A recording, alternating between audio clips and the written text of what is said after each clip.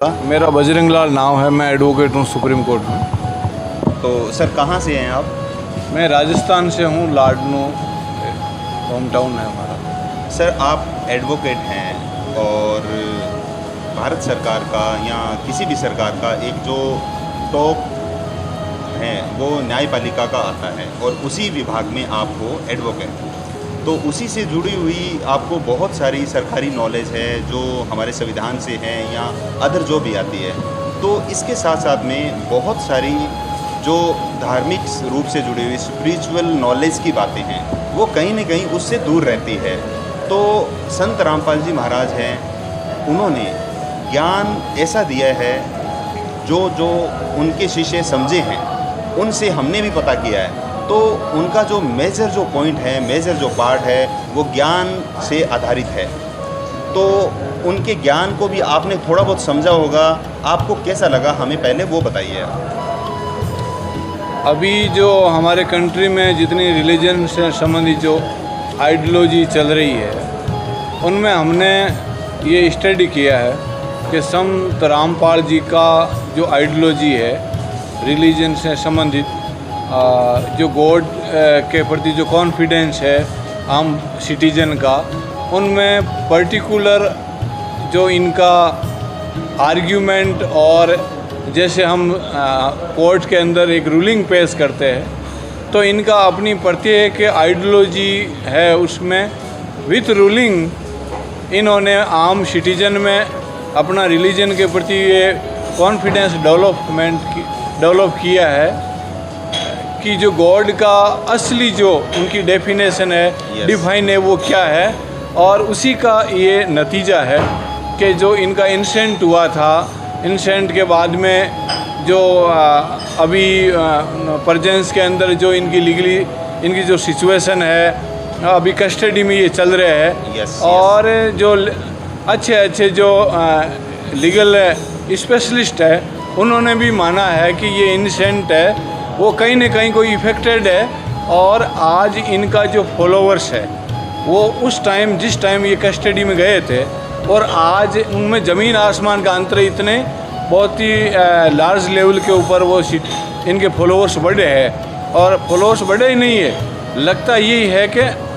World के कई ऐसे कंट्री है, कई ऐसे रिलीजन है जिनमें हम सोच ही नहीं सकते कि हिंदुस्तान की कोई फिलोसफी के प्रति एक डिफरेंस रिलीजन वाला कोई बिलीव कर सकता है, लेकिन आज ये हकीकत हो रहा है। सर एक बात और है, जैसे कि आपने जो बात बताया कि इनका जो नॉलेज है वो घट रहा है, तो ये बात तो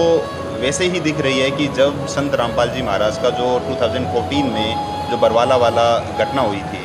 तो उसके बाद उस टाइम उनका एक आश्रम था। उसके बाद अभी बात करें तो 10-11 आश्रम हैं इंडिया में, 10 और आउट ऑफ इंडिया नेपाल में भी एक है। तो हर जगह पे आश्रम हैं और वहाँ पे जो समागम होते हैं एक साल में 6 से 7 समागम होते हैं बड़े लेवल पे। उन समागमों में एक ऐसी प्रथा है, हमारे इंडिया में भी है और अदर देशों में भी है कि दहेज प्रथा, डोरी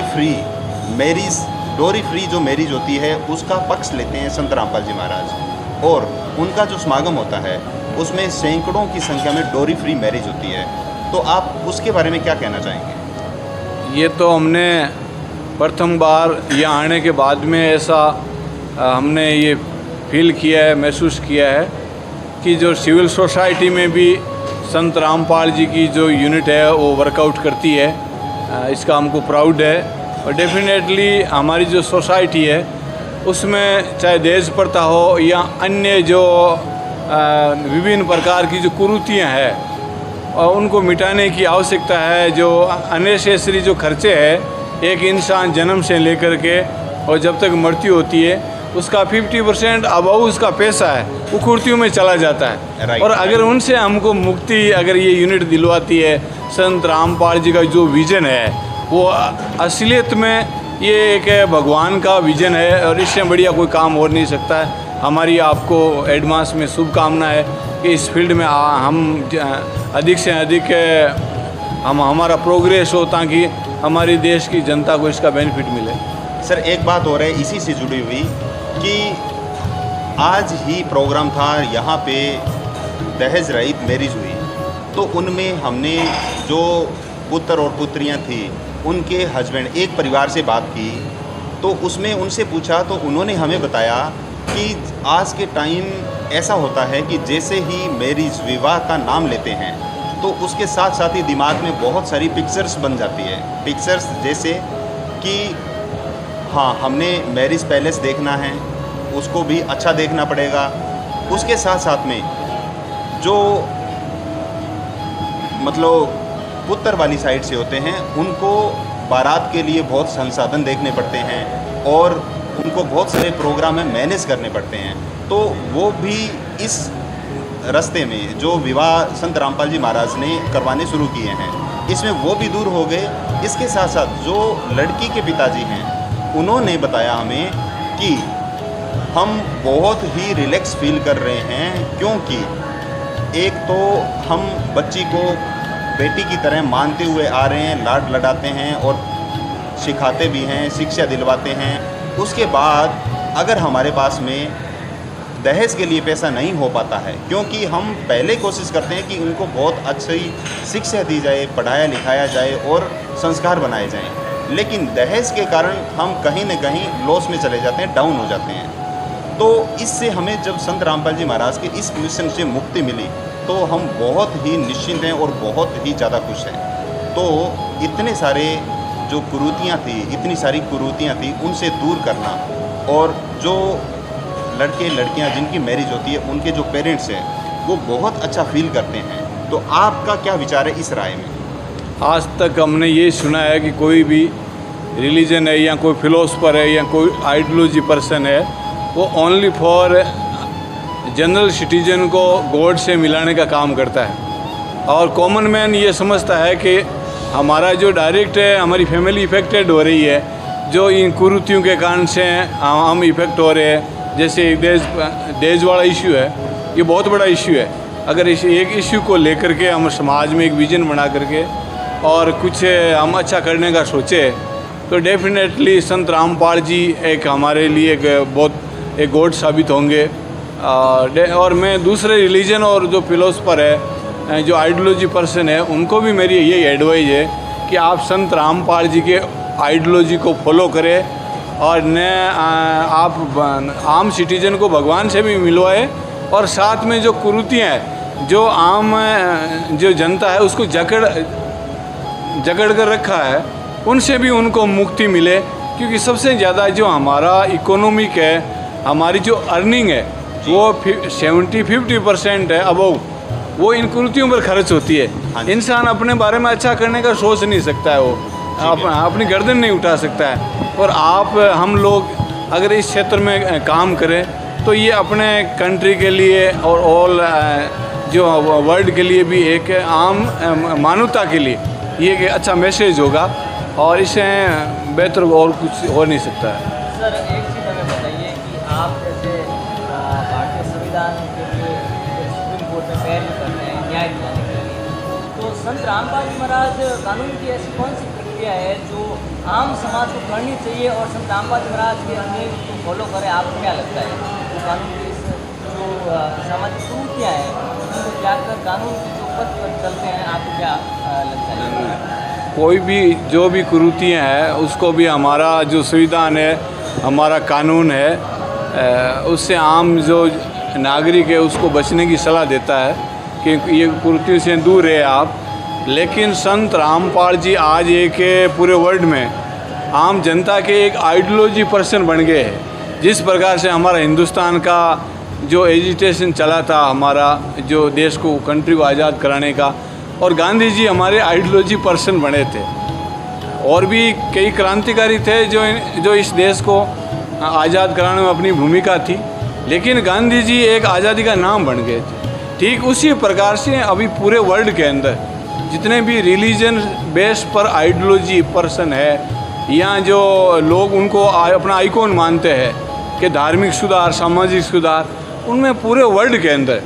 ऐसा पहला पर्सन है संत रामपाल जी, जिनको हर रिलीजन, हर कंट्री और हर भाषा को मानने वाला नागरिक है इनको फॉलो करता है। अगर इनका विजन है, इनकी टीम के द्वारा या इनके मुखवाणी से श्रीमुख से किसी कुरीतियों के खिलाफ में कोई प्रकार का आह्वान होगा तो डेफिनेटली हजारों लाखों लोग उसको फॉलो करेंगे और उस देश को, उस समाज को और पूरे अपने विश्व को उसका बेनिफिट मिलेगा। सर ये बताइए कि जैसे संत रामपाल जी महाराज की जो ट्रस्टी है, इनके माध्यम से पता चला यहाँ पर आज ब्लड डोनेशन का कैंप भी था और जो देहदान है मेडिकल साइंस के हिसाब से और समाज की दृष्टि से आप क्या देखते हो कि देहदान का अभियान जो यहाँ पर चल रहा था और उन्होंने देहदान के जो क्या मंत्र है वो फॉलो करें, इसके बारे में आपका क्या कहना है? जो आपके ब्लड डोनेशन है, जिनसे किसी की ज़िंदगी बचती है, और दे दान, इससे बढ़िया तो कोई दान हो ही नहीं सकता है। तो ये जो सामाजिक क्षेत्र में जो चाहे आपका देश प्रथा हो, चाहे दे ध्यान हो, ब्लड डोनेशन हो, महिला एजुकेशन हो, और भी जो ऐसे सामाजिक सुधार की जो अभी समाज को जो आवश्यकता है अपने देश को, उस क्षेत्र में जो हमारे संत रामपाल जी की यूनिट के जो कदम बढ़ रहे हैं वो डेफिनेटली आने वाले टाइम में एक विश्व में समाज कल्याण के क्षेत्र में, समाज सुधार के क्षेत्र में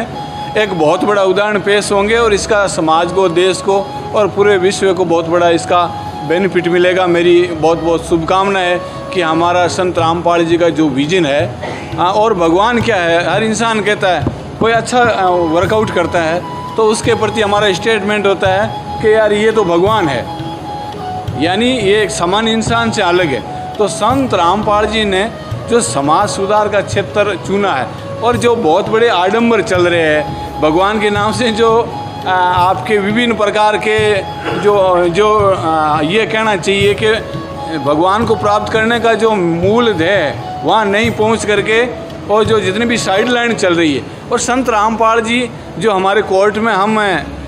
पर्टिकुलर रूलिंग पेश करते हैं, संत रामपाल जी का अनुयायी समाज में जहाँ भी बैठता है, हमको खुशी हुई वहाँ वो अपने जो स्टेटमेंट के सपोर्ट में अपना तर्क पेश करता है, तो उसका तो कोई सानी नहीं है और हर इंसान को मानना पड़ता है कि इनकी बात सच्चाई है। ये किसी का विरोध नहीं करते, अपने स्टेटमेंट के पक्ष में अपना तर्क पेश करते, किताब पेश करते, रूलिंग पेश करते, और आज ये सिचुएशन हो गई है कि आने वाले टाइम में मुझे लगता है कि ये संत रामपाल जी का ही विजन चलेगा पूरे इस दुनिया में। और ये भी हो सकता है कि इस मानवता का कल्याण करने के लिए, इस वसुधा का कल्याण करने के लिए ये संत रामपाल जी जो महापुरुष इस धरती पर, इस पृथ्वी पर इस मानवता का कल्याण करने के लिए इन्होंने अवतार लिया है, और उसका बेनिफिट इस आम जनता को, पूरे विश्व कुटुंब को मिलेगा। और जो यहाँ मैं आया हूँ, हमने ये देखा है दिल्ली में इनके अनुयायी हमारे पूनम चंद जी डारा जो लाडनू से हैं, महसी बीकानेर से, ये लोग आए तो इनका जो भी इससे रिलेटेड वर्कआउट था हमने जनरली कॉमन इनका उसमें सपोर्ट किया, एज ए हमारे ये एरिया से बिलोंग करते थे। उसके बाद में हमको ये फीलिंग हुआ मैंने इनको कहा, मैंने कहा जी आपके रामपाल जी में तो बहुत पावर है, शक्ति है, आपका इस विजन में हमारा द्वारा हेल्प करना, हमको लग रहा है कि हम वो पहले वाला नहीं रहे, हम चेंजिंग हो रहा है, परिवर्तन हो रहा है। तो अगर हम मानवता का काम करेंगे तो उससे डेफिनेटली हर जो इस धरती पर जो भी जीव जंतु है, इंसान है, उसको बेनिफिट मिलेगा। और यहाँ आने के बाद में तो ऐसा लगता है कि ये धरती का स्वर्ग है। इस सोजत की धरती को, राजस्थान की धरती को मैं सल्यूट करता हूँ, सलाम करता हूँ। तो दर्शकों, हमारे साथ में थे सुप्रीम कोर्ट के एडवोकेट लॉयर बजरंग लाल जी। इन्होंने हमें बताया जो इन्होंने यहाँ पे फील किया। संत रामपाल जी महाराज के सतलोक आश्रम सोजत में ये आए और यहाँ पे इन्होंने अपनी आंखों से देखा, और जो इनको महसूस हुआ वो इन्होंने बताया कि जैसे नशे पे काम हो रहा है और दहेज रहित। तो दर्शकों, इन्होंने ये बात देख करके, यहाँ का माहौल देख करके बताया कि ये जो इनका ज्ञान है संत रामपाल जी महाराज का, ये बहुत जल्दी ही ऊपर जाएगा, बहुत जल्दी इसका